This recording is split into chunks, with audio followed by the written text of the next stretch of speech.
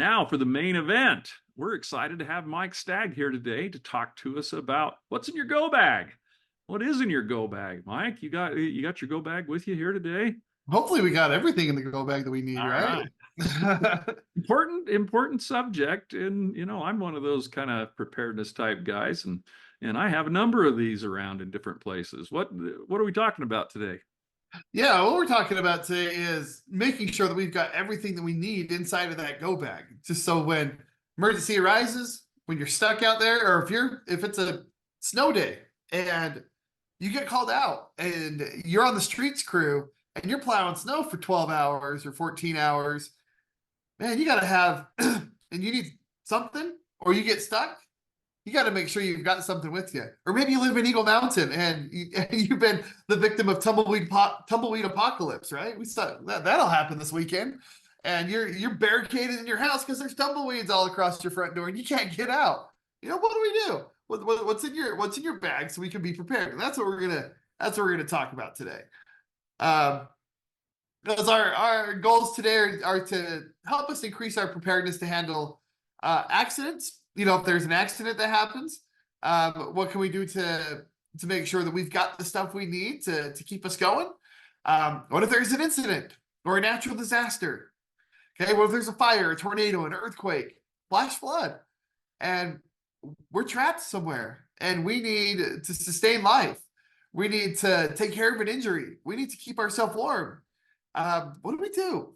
What do we have? Make sure we have those things inside of our bag so that we can keep not only ourselves safe, but maybe our families or our coworkers or the general public that's in our building safe. Okay, so let's get into it.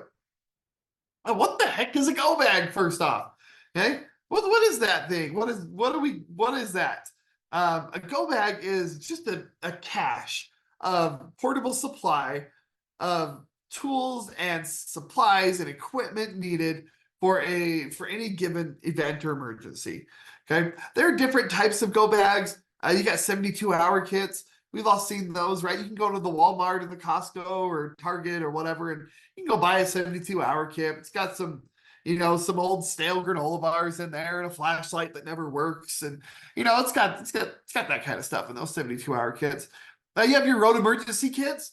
Right? If you buy a new car nowadays, a lot of times they come with the road emergency kit. It's got some jumper cables in there. It's got a foldable traffic triangle. Again, there's a flashlight in there that probably doesn't work.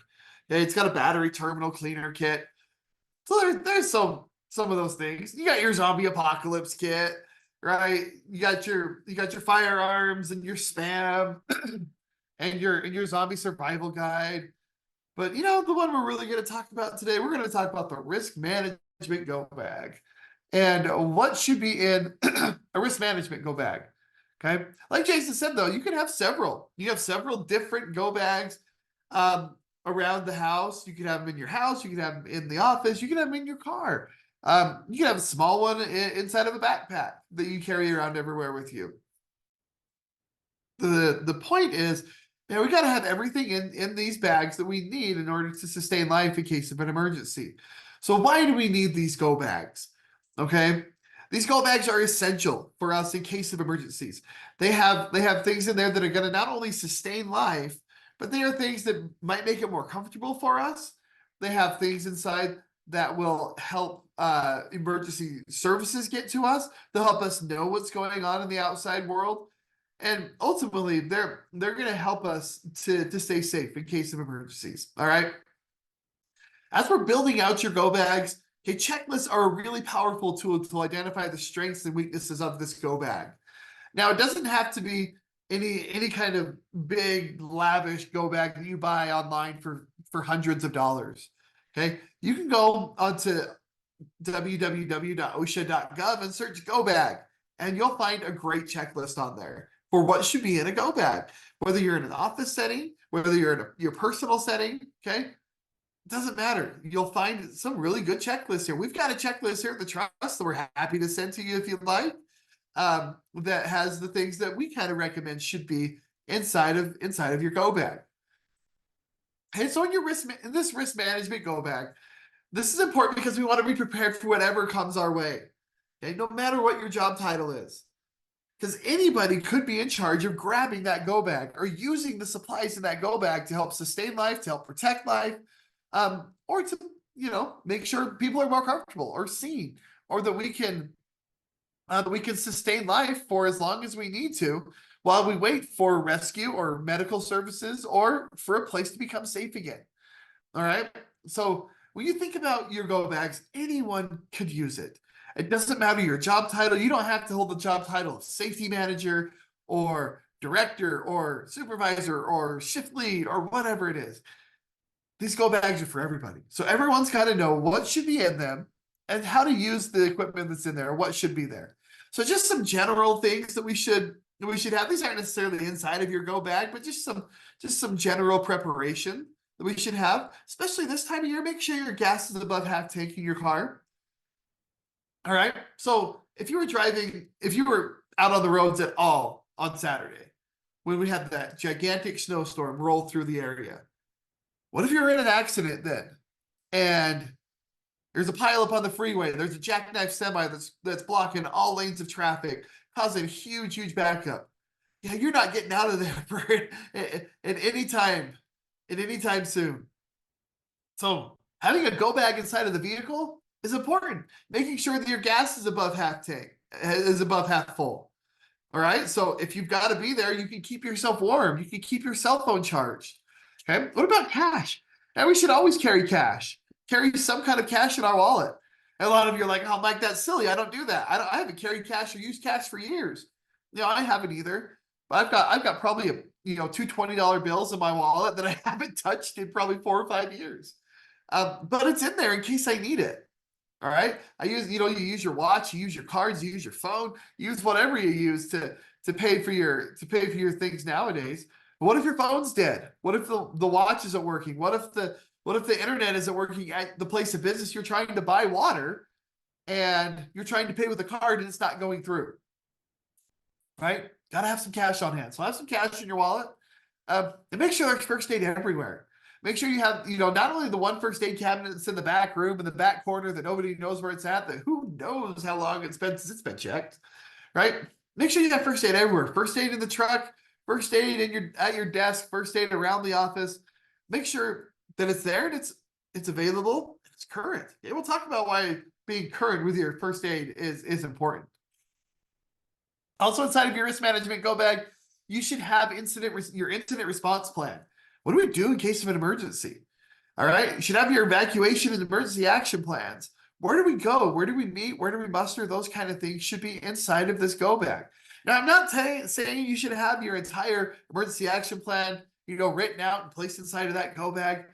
But what I do think we should have, I think we should have like a really good bare bones, like sketch type thing of our emergency action plan. Who does what? Who goes where? Who grabs the go bag? Who calls 911? Where do we evacuate to? Where do we muster? Who's in charge of everybody that's coming through here? Okay. I think those are the kind of things we need to have inside of this go bag. So we can pull it out. It's a laminated piece of paper. We can look, okay, this is where we're going to meet. Or if we're in a larger building, this is where this group of people is meeting. This is where this group of people is meeting. So that everybody knows that we're getting people out of the buildings. If we've got to grab a bag, we've got to get out. All right. So have something like that inside of the go bag. These go bags, they can come in many types of kits or containers or whatever you have. Maybe you have a backpack. Sometimes they're in 5-gallon buckets. Sometimes they're in duffel bags. Okay. It doesn't matter what kind of container they're in, just as long as people know where the go bag is and what should be in the go bag, that they're properly labeled, that you're not mistaking a 5-gallon bucket that has your emergency risk management go bag stuff inside of it for a 5-gallon bucket that is just a 5-gallon bucket. Okay. So it's important that we label these things. And so people know this is the go bag. This is what should be in it. Because there's lots of different types. You can go online and you can buy many different types of kits and containers. Like I said earlier, though, you don't need to spend lavish amounts of money on these pre-packaged risk management go bag type of things. These are things that can easily be built yourself with supplies that you can get at a fraction of the cost. Just make sure that they're labeled correctly. Make sure everyone knows where they're at, and take into account that they could be all different. Just know we have to know where they're at and what they are. So inside of your risk go bag, what are some of the things you should have? I think some of the first thing we should have in there is our PPE, right? Safety glasses, hard hats, safety boots, earplugs, nitrile leather gloves. Gloves are a big thing to have inside of your go bag. All right, if you've got to grab a go bag and get out of the building, you want to make sure you've got stuff to protect yourself. Okay, nitrile gloves, if you've got to take care of any kind of bloodborne pathogens or things like that, nitrile gloves are very, very important. You don't want to be having nitrile gloves, you don't want to have leather gloves and trying to handle blood. It's just going to soak into the leather gloves. That's not very good, right? Have the nitrile gloves on hand for that. But again, you don't want to use the nitriles if you've got to handle, sharp objects or glass or wood or something like that. That's where you want the good pair of leather gloves. Okay, so having a good pair of gloves and your proper personal protective equipment inside of your go bag is absolutely essential. Retroreflective vests are a big thing to have inside of your go bags. All right, you want to make sure you can be seen. Having that retroreflective vest on does a couple of things. Hopefully, number one, it's kind of ingrained in the public's head that when they see a retroreflective vest, hopefully they slow down, right? Now we know that doesn't happen all the time, but hopefully that triggers something in people's minds that, man, if somebody's out on the road with a retroreflective vest on, there might be something going on here that we need to be aware of, or this group of people might need some help. So having a retroreflective vest on, something that makes it so you can be seen in case of an emergency, is very, very important. So make sure that you have the proper personal protective equipment inside of the go bags. A lot of times when you look at go bags, it's first aid, it's water, it's food. This stuff is kind of disregarded a little bit. Make sure that we've got that stuff in there. The retroreflective vest, the safety glasses, the gloves. Okay, very, very important. Other things that we should have. So you want to have a clipboard with paper. I put pens on here, but man, I think mechanical pencils are probably a better idea. Because what happens with pens if you don't use them for a while? Yeah, they dry out. Even better than mechanical pencils, maybe markers, right? Sharpies and things like that. Things that are going to make a permanent mark and are going to be easy for you to use. Flashlights. Make sure you have a flashlight in there. And the flashlight's a good flashlight, not like your emergency car kit flashlight that you get from the dealership that never works. Okay. Make sure the batteries are good. Make sure you're changing out those batteries. Because if you ever opened up a flashlight that's been sitting inside of a 72-hour kit and you haven't opened that for 5 years, you look at the batteries, what do they look like? Yeah, a lot of times they've exploded or they corroded or something's gone on. And that flashlight's not only is a flashlight not gonna power on, but it's not even gonna work ever again because it's blown up and corroded. Okay, so make sure that you're checking the batteries. Make sure you have an extra set of batteries on hand, right, for that flashlight that's in there. Maybe you look at a flashlight that's solar powered. Make sure, or look at a flashlight that you wind up and you wind it and it generates the electrical current that way and gives you some time with the light. Make sure you got a good flashlight in there. Make sure it's charged. Make sure it's got the right kind of batteries with it. Cameras are a great thing to have. They help us document things, right? They help us document the incidents and what happened so that we know what's kind of gone on. Now with the camera, you may think, yeah, if you just use our cell phone, that's fine. Yeah, that works all fine and dandy if the cell phone's still working. If the cell phone has power, if it hasn't been smashed or whatever it is. Okay. So maybe having some kind of a small disposable camera in there, or one of those kinds that you got in the late 90s that you had to wait 30 days to get your photos back. You never knew what they looked like. Yeah, maybe one of those. Those are still floating around there. You can get some of those. Maybe an inexpensive digital camera that you put in there. Okay, something like that would be very, very helpful in case of these kind of disaster type emergencies. Stuff like caution tape and masking tape to help mark and mark areas off that we shouldn't go into. Masking tape is also helpful to draw arrows. So if you've got to leave an area because it's unsafe, drawing an arrow on something to show where the survivors kind of evacuated helps emergency medical services. So masking tape, duct tape, those kind of things, very, very good things to have.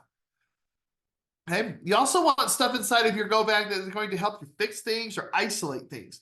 So lockout tagout equipment inside of a go bag is absolutely essential. So you can lock out water or electricity or pumps or air or things like that may cause issues at a later time, or are currently causing issues. So having lockout tagout equipment is very, very important.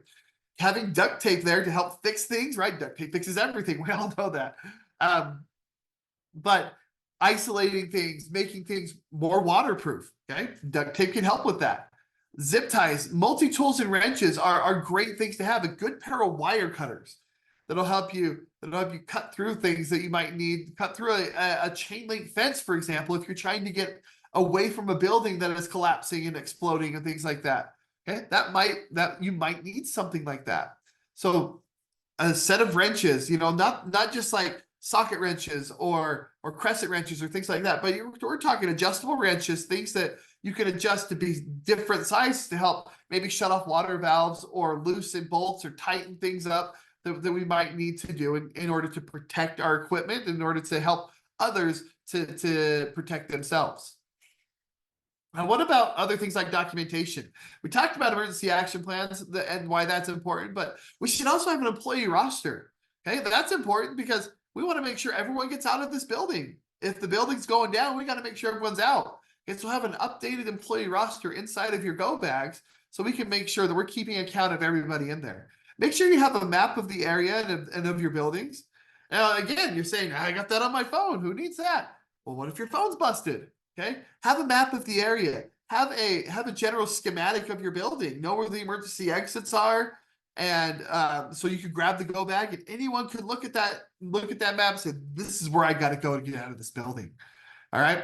Your SDS forms. I'm not saying you should carry your SDS book or have the whole thing jammed into your go bag, but what I am saying, have SDS forms in there for your large quantities of chemicals that you might have on hand. Maybe you have large amounts of chlorine, or you have large amounts of hydrochloric acid, or whatever kind of chemicals you have or working with, or that are stored inside of your buildings. Make sure you have the SDS for those. Don't necessarily need the SDS for the Windex that you use to clean the windows, but those big, harmful chemicals that you store in mass quantities, have those inside of your risk go bag so that you've got all the steps necessary for when we have to evacuate. How far away from this building do we have to get because it's potentially explosive? Okay. All right, let's keep going. Contact information for the trust, us here. Okay, have our contact information inside of that go bag. Have an entity directory, not only that has the employee names, but also has contact information. So if we've got an emergency going on in the building, we know we're going to have people coming in, calling those people up. Hey, don't come in. Building's falling down. Okay, building's on fire. Whatever it is. Okay, your numbers for contractors should be in there, so you can call off the contractors. Should have numbers for clinics and hospitals. Okay, the regulatory agencies like UWASH should have all of their contact information inside of your risk go bag. So just maybe on the front side, it's your employee directory. On the back side, it's contractor numbers, clinic numbers, hospital numbers, UWASH numbers, all that other stuff. Okay, just some ideas that we can have so that we can make sure that we get all the contact information we need. Now, again, think if we have an extended event that's happening, a large snowstorm where we're snowed in, a fire that we have to shelter in place because there's wildfire in the area, we can't leave, an earthquake, okay, a flash flood, okay, we can't leave. What are some things that we need for extended events? Things that are going to keep you comfortable. Things like dry socks.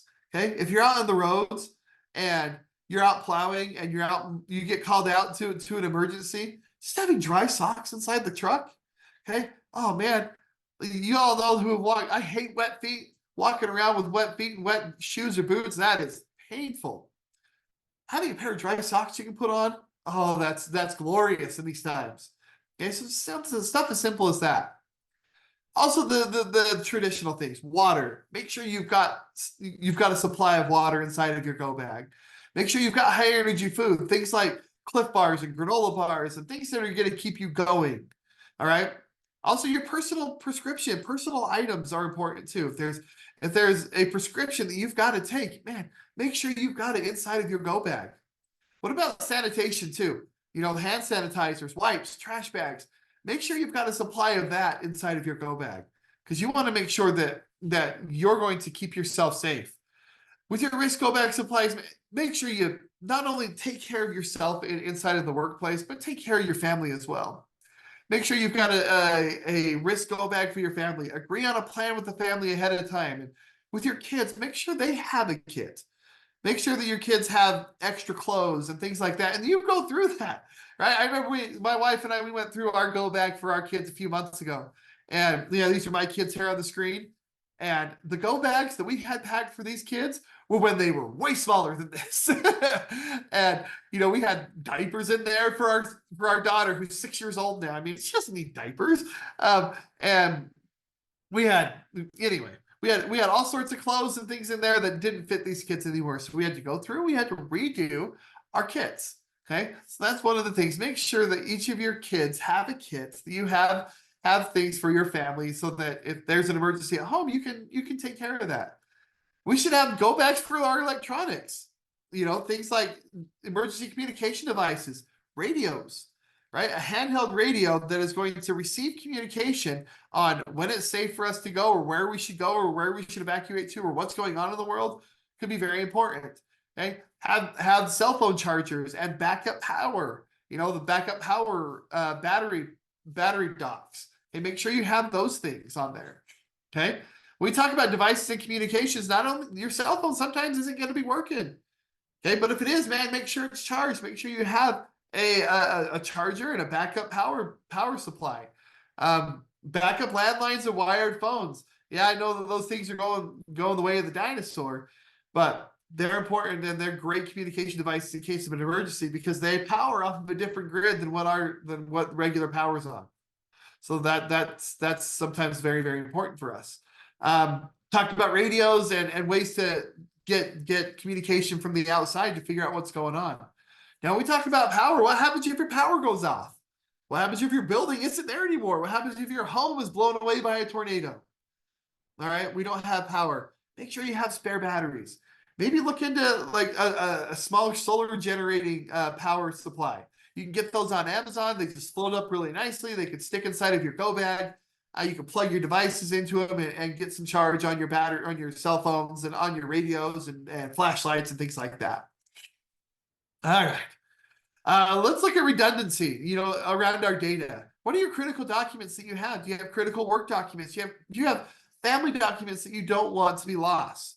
Okay, maybe it's wills, maybe it's pictures, maybe it's certain writings from a loved one. Okay, make sure you have those things backed up. Back them up onto a thumb drive. Take that thumb drive and throw it inside of your go bag so you can just take it and go. Okay, those are some very, very important things to think about. Now let's talk for a minute about applications. There are a lot of applications out there that we can use to help us prepare for emergencies that could go in our proverbial go bag. First one we want to talk about is MyTrust. So you can download MyTrust Mobile. This is a free app on the internet or on your app stores, right? And this is our personal internal app, and it's got a directory of state and local governments. It's got phone numbers and contact informations. It's got ways to report hazards. It's got your safety action reports. If Jason or I comes out and does a safety walkthrough with you, it'll have those reports in there. And maybe it'll show you things like gas shutoffs or electrical shutoffs inside of your building. You can go and look and say, oh, this is where they're at. All right. One of the other applications that's really cool is this called 5-0 radio or 50 radio. Okay. This is a public streaming service. It streams emergency scanners worldwide. You can dial it into any kind of emergency scanner area within your anywhere you want to, and get the fire scanners or the police scanners or whatever it is inside of this area. It's a free app. It's really cool. So encourage you to maybe download that one. Another one you might want to look at downloading is Hazmat ERG. Hazmat ERG, again, is another free application you can download. It's basically like having an SDS book on your phone. Okay. But it also goes into things like what to do if there's a suspicious cargo that's on fire. Like what should we do? How should we get out of the area? Where should we evacuate? Okay. It's got some really cool, good things on hazardous materials inside of this application. This next one, Theodolite app. This is a paid app. It's about $8 in the App Store. But this one's super cool for gathering data. for incident investigations. It gives you longitude and latitude degrees. It gives you elevation. It gives you compass and waypoints and directions. You can take pictures of the incident, and you can see all of these different timestamps and marks on it. It's a very, very cool, very powerful application you can use. But again, this one is paid. It costs about $8. But this is one of those ones that would be really, really helpful. The Red Cross has a lot of applications around disaster preparedness and emergency response. Okay, things on first aid. What should we do in case someone gets hurt and things like that. Where shelters are located in case of emergencies, where we can go. They have histories in here on wildfires and earthquakes and what to do in case of an emergency if there's a wildfire or if there's an earthquake, where the shelter is located, where we can go to be safe and warm and have a good meal if we need to. All right, just a couple of things to remember. Remember your emergency action plans. All right, now's a great time to practice and make sure you have good written emergency action plans. Who's going to grab the go bag? Who's going to get it? Okay. Make sure you have a rotation schedule for the things that are inside of your go bag. All right. You don't want first aid supplies that have been expired for 5 or 10 years. You don't want clothes that don't fit you anymore, or granola bars that are old and crusty that you aren't going to be able to bite through. Okay. Make sure you have a rotation schedule for your go bag. Make sure you're rotating supplies, first aid supplies out, food supplies, water, all that stuff. Make sure it's rotated out. I think it's important that we do semi-annual checks on these things. Check them at least twice a year. Make sure everything looks good and that no one's been pilfering, right? If people know where the go bag is and they need, maybe they're a little bit tired and they need a little pick-me-up and they grab a granola bar, or they get a cut on their hand and they grab some Band-Aids out of the go bag.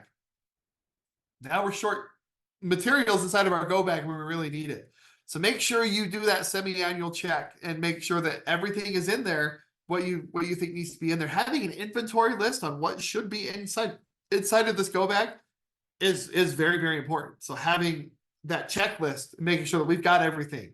Now the 2 bags. Why should we have 2 bags? And that's 2 bags so we can practice, right? So when you're going through your semi-annual checks, don't take that old stuff and just chuck it. Take it and put it in an exact same type of container that your regular go bag is in. Label it as practice or dummy go bag or whatever you want to label it. But have a stocked second bag that you use for practice. It's got everything in the same places that the normal go bag has, except for this time is for practice. So people can rifle through it, so they can immediately reach for the Band-Aids or the flashlight or the wrenches, and they know where they're at. Okay, so that's one of the great things that we can do, is to practice with 2 different go bags. So be ready, right? Have your gas tank at least half full, have a charged cell phone.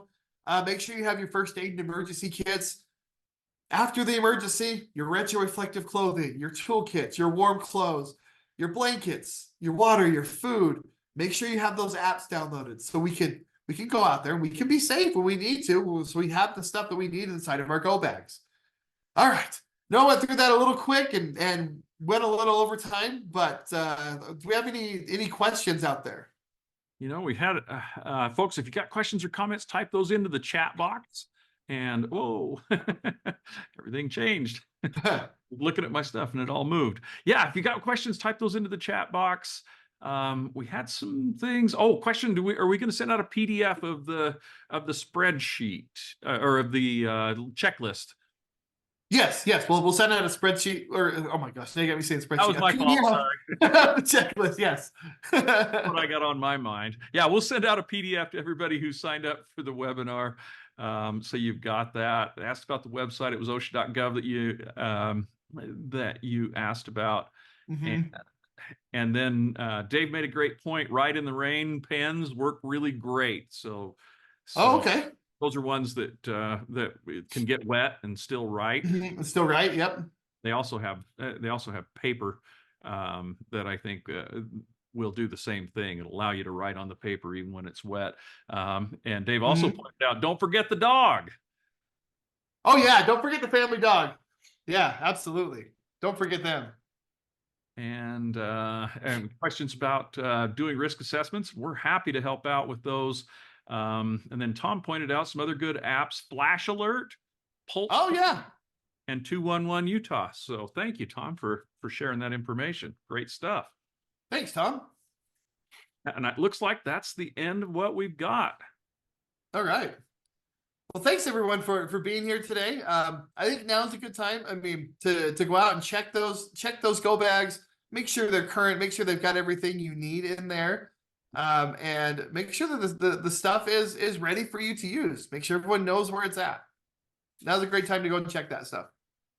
Awesome. Thanks, Mike. Appreciate it. Awesome job, folks. Thanks for tuning in. If you want to learn about playground safety inspections, we'll be doing that in about a half hour. And you can go to utahtrust.gov and sign up for that one. Thanks, folks. Be safe out there. Have a safe day. Thank you.